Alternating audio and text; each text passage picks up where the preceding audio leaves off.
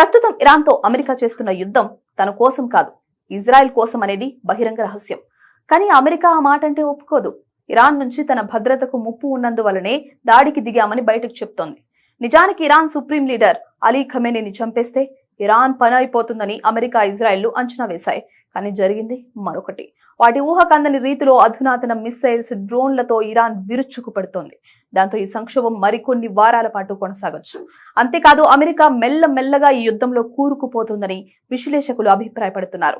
ఇప్పుడు ఇది కేవలం రెండు దేశాల మధ్య పోరుగానే కాకుండా ఇరాన్ తన పొరుగున్న అరబ్ దేశాలపై కూడా దాడులు చేయడంతో పూర్తి స్థాయి ప్రాంతీయ యుద్ధంగా మారిపోయింది.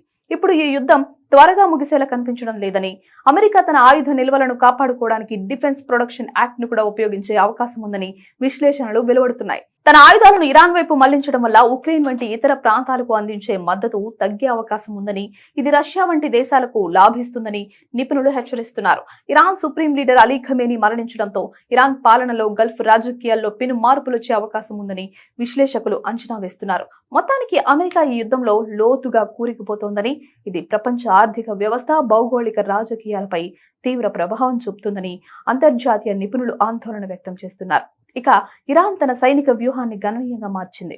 ప్రత్యర్థికి నష్టాన్ని కలిగిస్తూనే అమెరికా నుండి భారీ ప్రతిస్పందన రాకుండా, పాయింట్ ఆఫ్ నో రిటర్న్ వరకు వెళ్లకుండా జాగ్రత్త పడుతోంది.